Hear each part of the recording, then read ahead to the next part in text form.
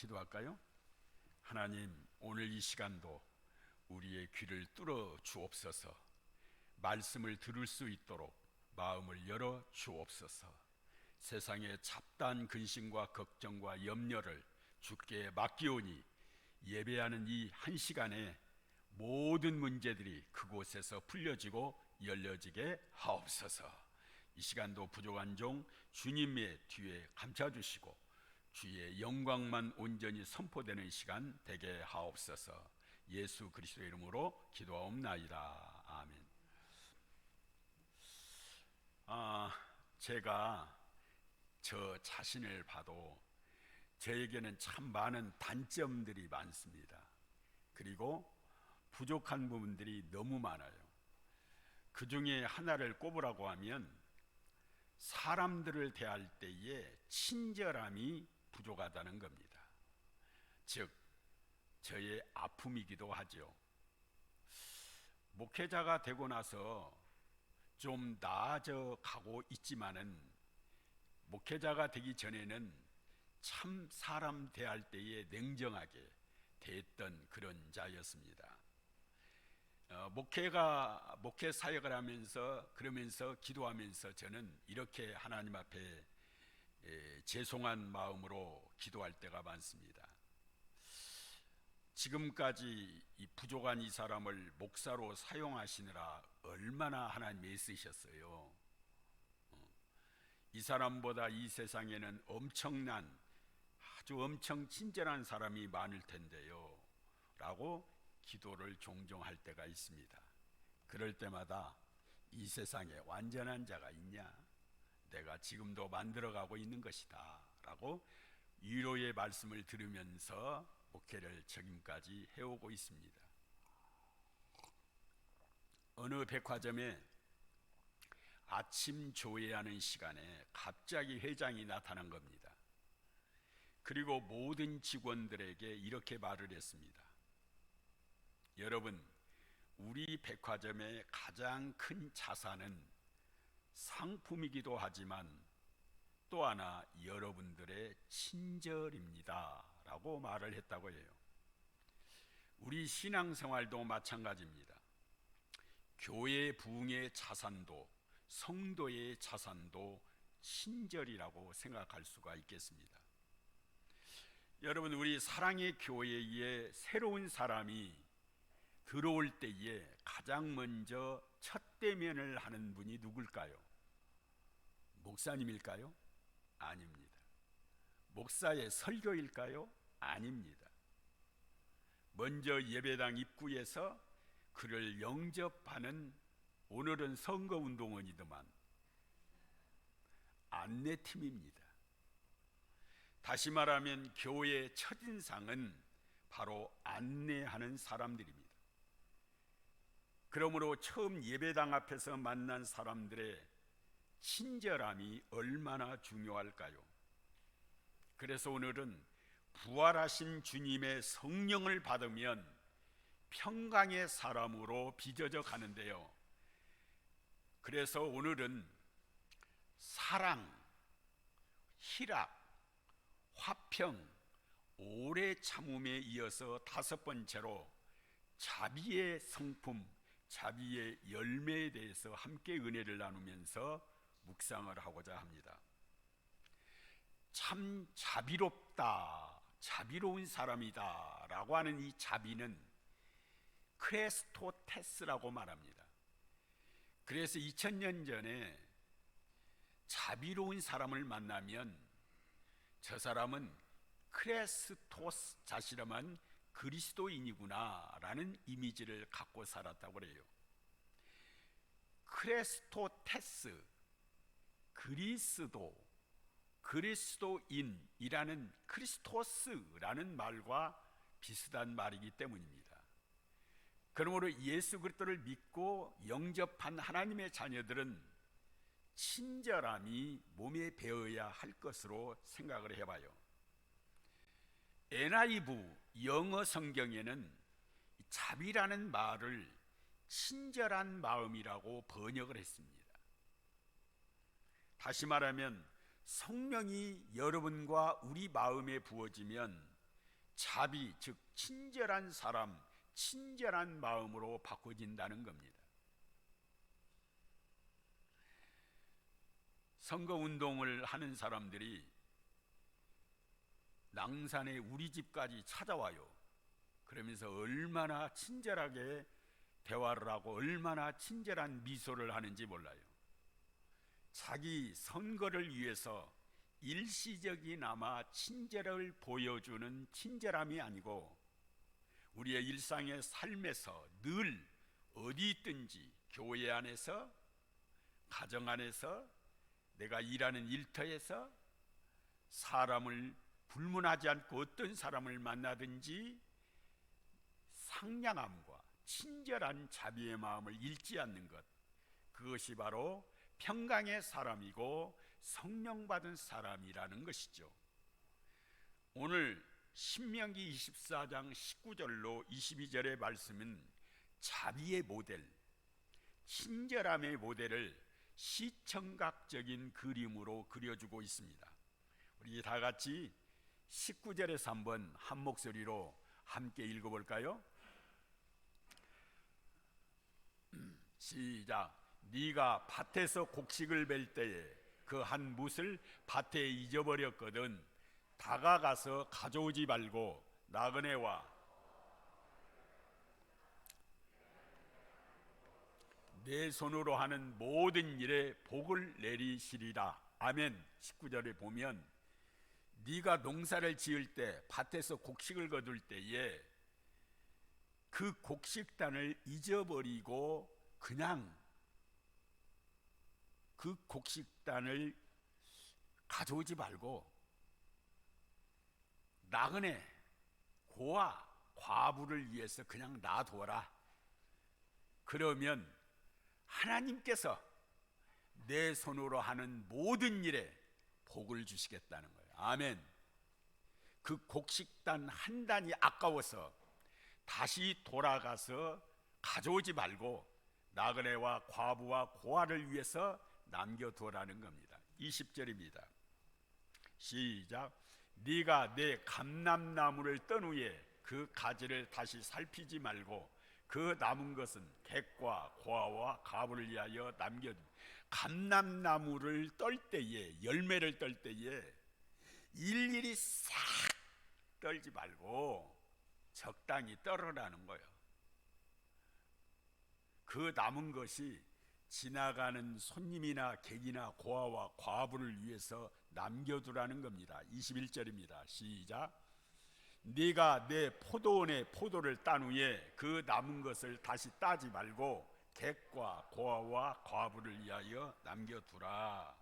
여러분, 집 없는 사람, 부모 없는 자식, 자녀들, 남편 없는 여인들을 위한 특별한 배려가 곧 자비로운 마음이요 친절을 베푸는 것이라고 말씀하는 것입니다. 친절한 미소, 친절한 얼굴로 웃어주는 것도 중요하지만 더 중요한 것은 흉내만, 신용만, 겉모습만 친절함과 미소를 나타내지 말고 우리의 마음속에 자비롭고 친절한 마음을 나타내 실천하라는 것입니다. 누구나 다 웃어줄 수 있어요. 내가 이익이 있을 때 나에게 잘해주는 사람 누구든지 다 친절을 베풀 수 있어요. 그런데 나보다 가난한 사람, 없는 사람, 병든 사람, 연약한 사람, 실패한 사람, 이런 사람들에게 가까이 다가가서 내게 있는 것을 베풀고 친절을 베푸는 것은 그렇게 쉬운 일은 아닙니다. 그래서 하나님은 구약의 레위기서를 읽으면서 여러분 무엇을 느끼십니까? 레위기서에 보면 온갖 하나님께서 명령하신 절기와 제사에 대해서 말씀하고 있습니다. 그런데 성경을 레위기서를 읽다 보면 창세기, 출애굽기 이렇게 쭉 읽다가 레위기서에 읽어가다가 금방 책을 덮어버립니다. 무슨 이렇게 절기를 지키라는 게 많냐? 무슨 제사가 이렇게도 많냐? 하나님 앞에 드리는 제사.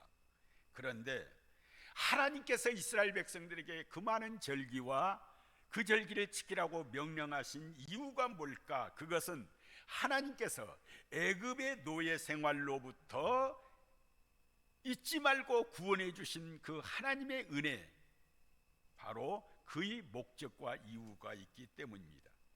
그래서 이 절기들을 따라서 합시다. 여호와의 절기. 그래서 여호와의 절기라고 부르는 겁니다. 사람의 절기가 아니고 하나님께서 정하시고 명령하시고 지키라고 하는 절기라는 것입니다. 대표적으로 이 절기를 지키라고 하는 이유가 있고 목적이 있습니다.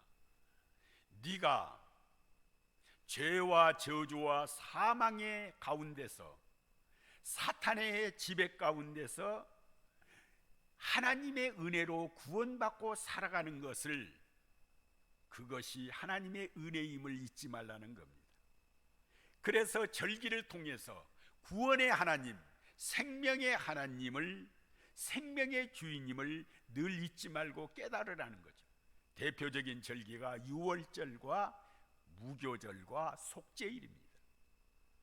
두 번째, 그렇게 구원해 주신 하나님께 감사하며 살라는 겁니다. 인생의 행복이 뭡니까? 바로 감사하면서 사는 겁니다. 불행은 감사가 우리 속에 사라질 때에 마음과 삶이 피폐해지고 불행해지는 거예요. 근데 감사하는 사람일수록 행복감을 느끼는 겁니다. 그리고 그 감사가 행복을 만들어가는 것입니다. 여러분, 내일부터 불평과 원망과 불만만 24시간 해보겠다고 작정하면서 원망해 보세요. 행복은 없습니다. 그런데 그럼에도 불구하고 감사의 삶을 되돌아보면 아무것도 보이지 않아도 내가 24시간 동안 감사하며 살아보겠다고 한번 다짐해 보세요. 그리고 감사해 보세요. 그러면 우리 속에서 자연스럽게 행복의 은혜가 부어지는 거예요. 하나님은 우리들에게 신명기 28장의 마지막에 이어지기 전에 무슨 말씀했냐면, 너희는 누구냐? 행복한 자로다. 여러분과 나를 가리켜서 행복한 자라고 했어요. 왜? 구원하여 주신 그 은혜를 우리가 받았기 때문에. 죄 가운데서 살아야 할 우리를 의롭게 하시고, 저주 속에서 살아야 할 우리를 복되게 하시고, 영원한 지옥의 사망으로 빠진 우리를 영원한 생명인 하나님 나라에 가게 하셨으니 그 너희가 행복한 자다, 그 말입니다. 그러므로 우리가 행복한 자 아닙니까? 따라서 합시다. 옆에 사람에게, 당신은 참 행복한 사람입니다. 아멘. 그래서 하나님은 당신의 백성들에게 행복하게 살도록 앞으로도 도와주신다는 거예요. 믿으면 아멘.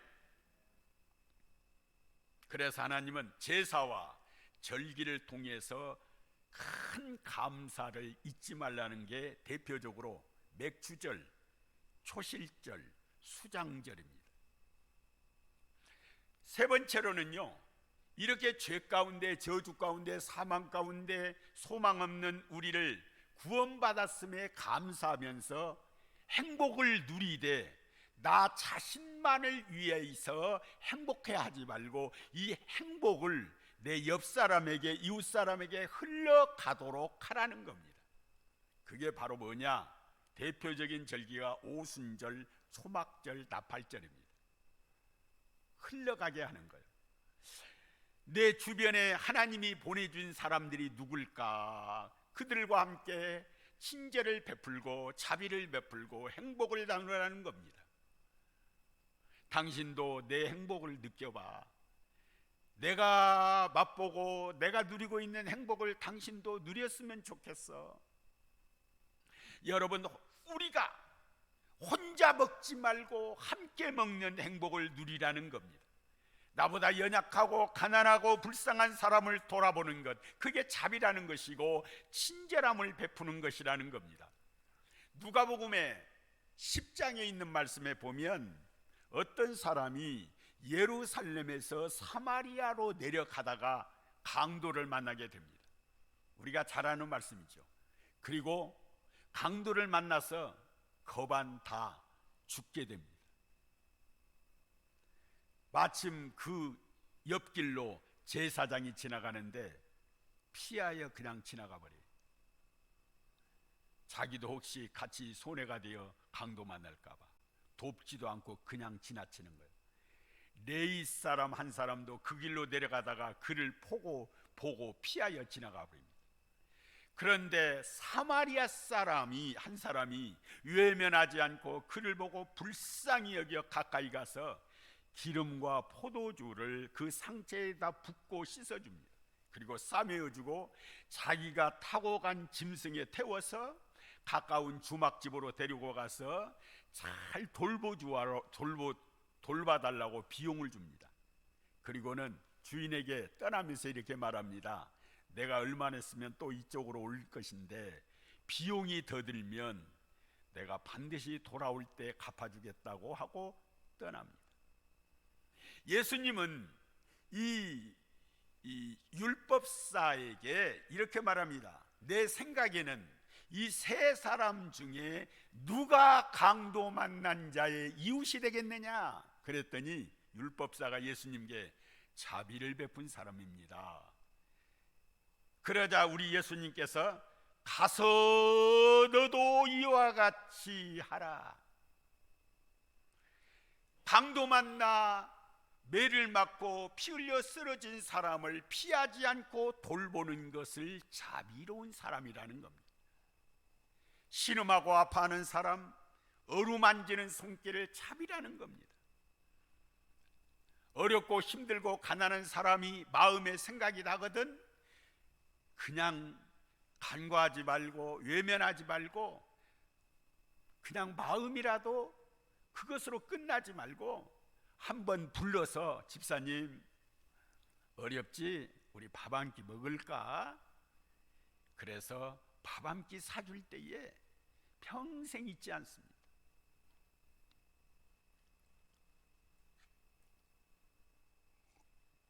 이번에 우리 성도들이 코로나 확진을 받는 사람들이 있었잖아요. 교회에 나오지도 못하고 확진이 돼가지고 집에 격리가 되었을 때에 사모님은 일일이 저들을 찾아가보지는 못했어도 확진한 사람들을 그저 숨기고 전화하지 않는 사람은 할 수 없었지만 아는 사람들은 다만 시래국국 한 통이라도 저들을 향해서 배달을 해주었죠. 근데 그것이 너무 감사했던 것 같아요. 전화를 하면서 어떤 시래국보다도 맛있었습니다.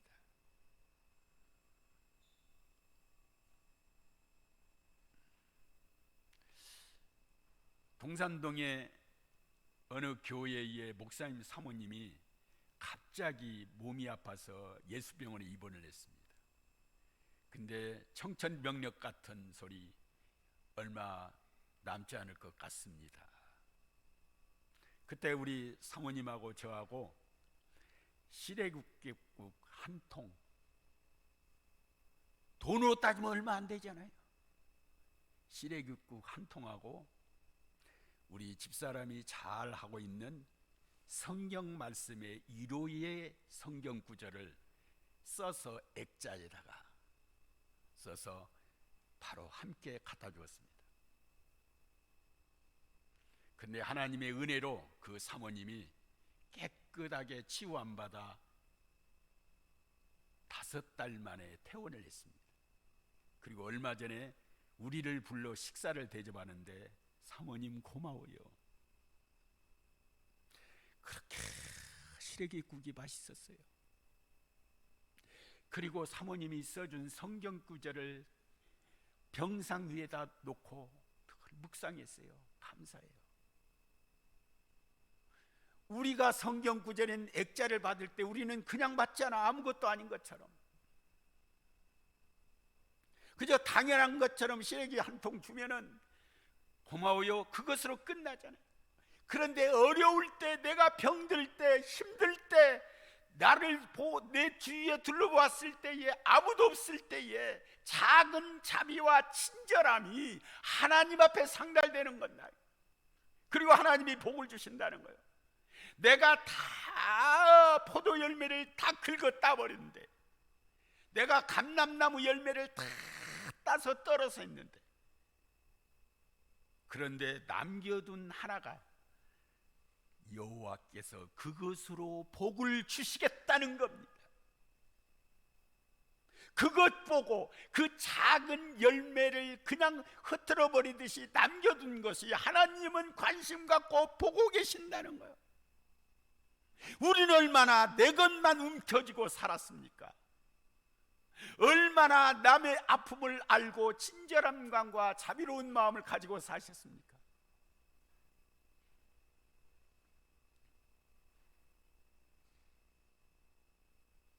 마지막 때에 어떤 사람이 슬피 울며 지옥 앞에서 고통스러워하는 거예요. 왜 내가 지옥에 가야 됩니까? 너는 옥에 갇힌 자를 돌아보지 아니했고, 목마른 자에게 물 한 잔, 냉수 한 잔 주지 않았고, 배고파하는 자에게 떡 한 조각 주지 않았고, 병든 자를 돌아보지 아니했다. 아니, 이것 가지고 그럽니까? 그랬더니 우리 하나님이 말씀하기를, 작은 소자에게 한 것이 나에게 한 것이고, 작은 소자에게 안 한 것이 나에게 안 한 거야.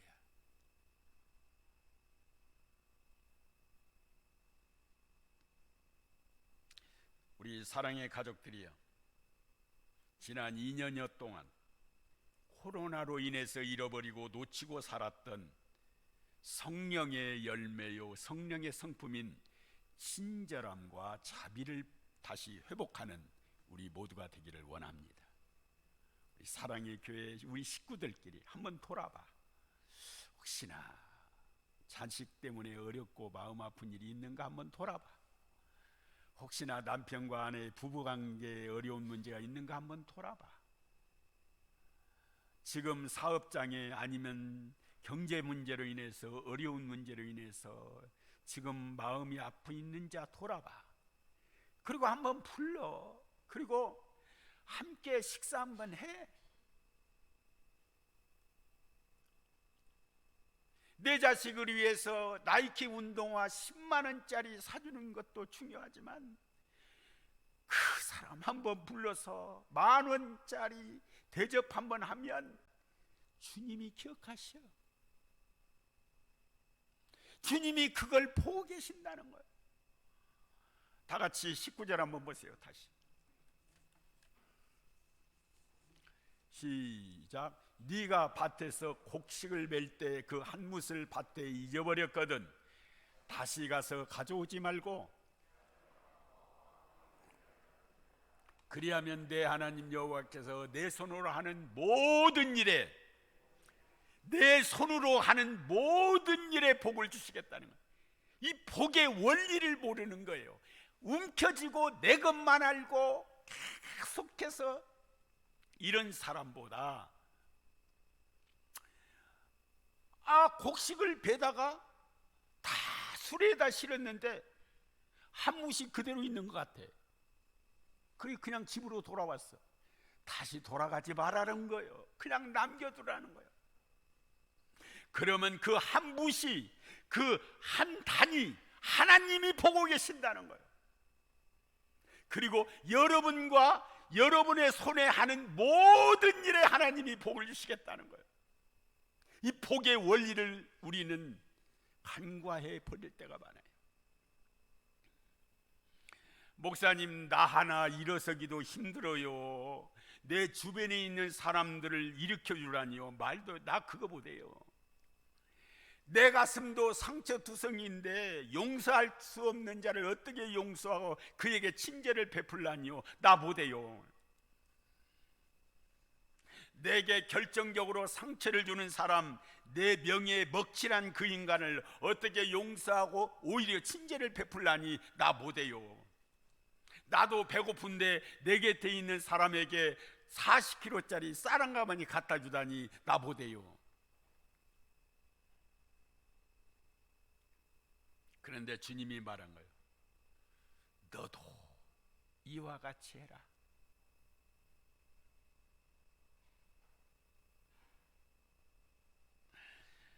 어떻게 해야만이 그러면 이 자비로움과 친절함을 베풀 수 있을까? 잠깐은 할 수 있어요. 흉내는 낼 수 있어요. 속은 아닌데 그런 척 할 수는 있어요. 친절한 미소로 안아줄 수는 있어요. 그런데 오래가지 않아요. 어떻게 하면 하나님의 자비하심 같이 너도 자비하라. 어떻게 할 수 있을까? 인간에게서 나온 자비가 아니고 하나님의 자비라는 거예요. 그게 성령을 받으면 가능합니다. 하나님의 생명, 하나님의 성령이 우리 안에 부어지면 하나님의 자비가 내 속에 부어진다는 거예요.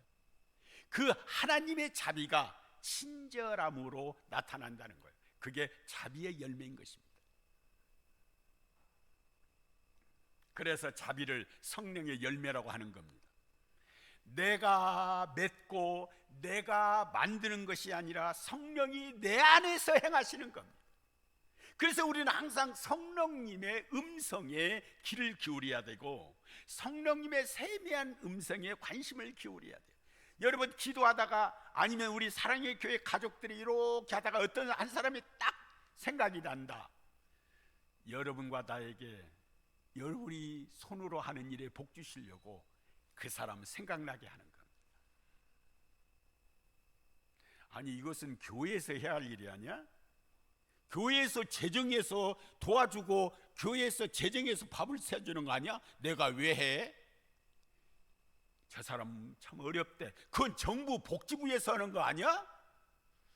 아니에요. 여러분에게 복 주시려고 생각나게 하는 겁니다. 내 손으로 하는 일에 복 주시려고. 하나님의 말씀은 정확합니다. 하나님의 말씀은 언약을 반드시 지키십니다. 하나님의 말씀이 믿으면 아멘 합시다.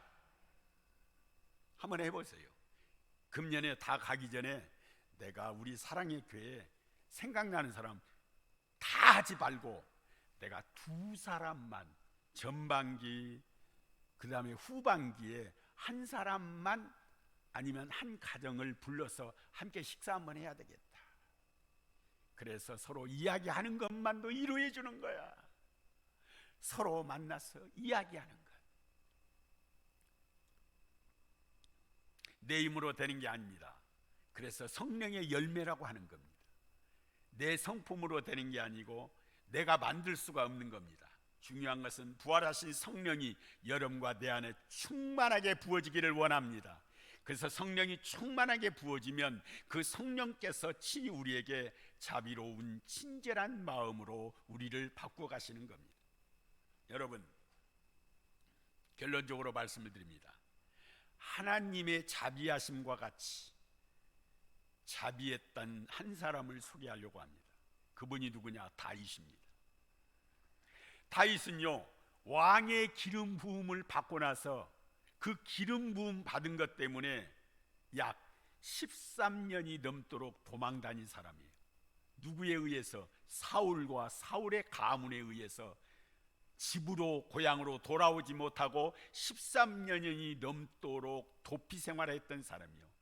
인간적으로 볼 때는 저 왼수 같은 사울 왕이 빨리 왕위 자리에서 내려오든지 죽든지 사울 가문이 무너져야 하는 거예요. 그런데 다윗은 오직 하나님께 맡길 뿐이었습니다. 그런데 하나님이 사울 왕과 그의 가문을 완전히 폐위시켜버립니다. 사울 왕과 그의 아들들이 전쟁에서 불행하게 죽게 되고 한 사람도 남지 않는 거예요. 사울 가문이 패하게 됩니다. 그러고 나서 다윗이 왕이 됩니다. 그러면 보통 사람 같으면 어떻게 해야 될까요? 내가 복수한다. 내 13년의 세월을 앗아갔던 저 사울의 가문 완전히 멸문지화를 시켜버리겠다. 그리고 복수의 칼날을 갈았을 거예요. 내가 왕이 됐으니까. 그런데 신하들에게 이렇게 말합니다. 여봐라, 혹여나 사울 가문의 후손이라도 하나 남아있는지 조사해 보거라. 그랬더니 그 밑에 있는 신하가 며칠 있다가 찾아와서 왕이시여, 사울의 가문이 다 죽었는데요, 한 사람은 살았어요. 그게 누구냐? 사울 왕의 손자 무비보셋이에요. 무비보셋 살았다는 거예요. 그런데 왕이시여, 장애자예요. 그때 다윗 왕이 어떻게 됩니까? 그놈 하나 살았어, 씨를 말려버리겠다 그러지 않았어요. 데리고 오너라. 그리고 나서 자기 할아버지 사울 왕의 그 재물과 기업을 그대로 다 물려줍니다. 그리고 사울 왕의 가문이라고 하는 가문을 회복시켜 줍니다. 그리고 이 장애자인 무비보셋을 왕궁으로 데리고 와서 아침 밤낮으로 함께 한자리에 식탁을 먹게 합니다. 누가 그렇게 할 수 있을까? 인간의 힘으로 안 되는 거예요. 오직 하나님의 마음이 있었기 때문에 그런 겁니다. 오늘 저에게도 여러분에게도 이 하나님의 마음이 부어지기를 원합니다. 저 사람이 미워, 내 곁에서 떠나버렸으면 좋겠어. 용서가 안 돼. 그런데 다윗은 안 그랬어요. 그 모든 것은 하나님께 맡기고 하나님의 마음을 그대로 사랑과 자비와 친절함을 베푸는 사람이었어요. 그러니까 하나님이 너는 내 마음에 맞은 자라고 한 거예요. 사무엘하 9장 8절에 사울의 손자 무비보셋이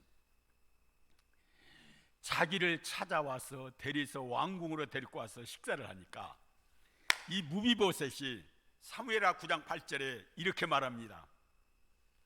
이 종이 무엇이간데 왕께서 죽은 개 같은 나를 돌아보십니까? 성경에 나와요. 사무엘하 9장 8절에 죽은 개 같은 나를 돌아보십니까? 그때 다윗의 위대한 한마디가 있습니다. 나는 너에게 하나님의 은총을 베풀고자 하느니라. 다 같이 시작. 나는 너에게 하나님의 은총을 베풀고자 하느니라. 다윗의 자비가 아니에요. 다윗 왕의 자비로움이 아니에요. 하나님의 은총을, 하나님의 자비를 베풀고자 하노라. 왜냐? 다윗이 하나님의 자비를 그렇게 받았기 때문에, 경험했기 때문입니다. 다윗이 누굽니까? 우리아를 죽인 사람이 있잖아. 자기 충신의 충복 장군 우리아를 죽여버린 사람이잖아. 그리고 우리아의 아내를 빼앗아서 자신의 후처로 만들어버린 사람이잖아. 자식까지 낳게 한 사람이잖아요. 이것은 돌에 맞아 죽어도 10번을 죽어도 쌀 사람 다윗이. 그런데 하나님 앞에 이렇게 기도하는 거예요. 하나님, 여호와여, 나에게 자비를 베풀어 주세요.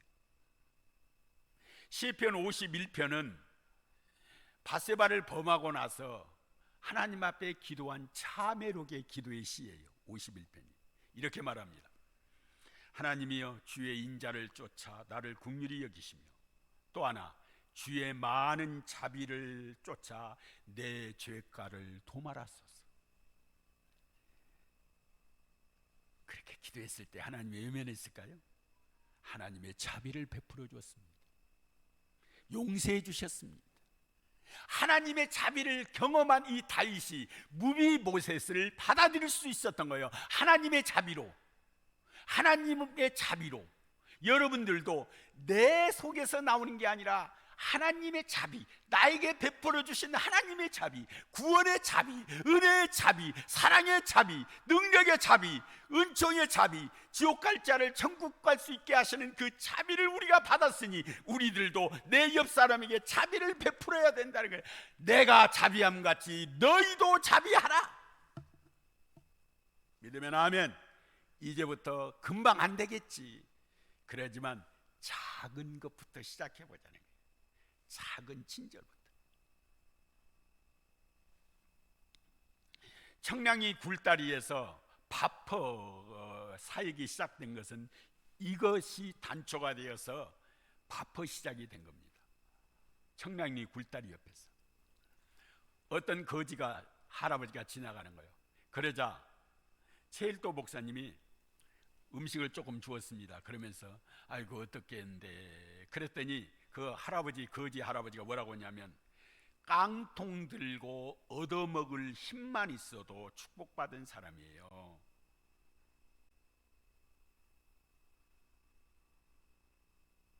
여러분들, 우리는 어떤 사람입니까? 우리 곁에 슬픔을 갖고 눈물을 흘리는 사람 보이십니까? 가슴 아파 신음 많은 사람 들리지 않습니까? 병중에 외로워하는 사람 생각나지 않습니까? 날 때부터 고통을 안고 태어난 장애자 생각나지 않습니까? 오늘 여러분 나에게 생각난다면 여러분의 손으로 하는 일에 복 주시려고, 그리고 하나님의 자비를 여러분과 내가 경험했기 때문에 이제 우리 가운데 강도 만난 사람 그냥 지나치지 맙시다. 건강의 강도를 만나서 질병을 안고 있는 사람, 재물의 강도를 만나서 물질적으로 어렵고 힘든 사람, 사랑하는 사람을 잃고 사랑의 강도를 만나 힘들어하는 사람, 우크라이나 민족은 평화의 강도를 만나서 국민이 죽고 어려움을 당하고 있잖아요. 우리가 그들을 위해 울어주고 그들을 위해 기도하고, 그리고 우리 사랑의 교회에서부터 가까이 내 작은 친절함과 자비를 베푸는 우리 사랑의 교회 가족들이 되기를 예수 이름으로 축복합니다. 제사장처럼 외면하지 맙시다. 레인처럼 외면하여 도피하지 맙시다. 나만 잘 먹고 나만 안전하고 나만 행복하고 나만 잘 살면 돼. 오늘 우리는 다시 생각합시다. 내가 너희들에게 자비를 베풀어 준 것처럼 너희도 이와 같이 하라. 기도합니다. 하나님 감사합니다. 이 시간도 5번째 부활의 성령을 받으면 평강이 있을지어다. 오늘 평강의 사람은 자비를 베푼 사람입니다. 우리 모두가 자비를 베푼 자비의 사람으로 성령으로 역사하여 주옵소서. 우리 사랑의 교회 자비가 펄펄 넘치며 친절을 베푸는 우리 사랑의 교회 되게 하여 주옵소서. 예수 그리스도의 이름으로 기도하옵나이다. 아멘.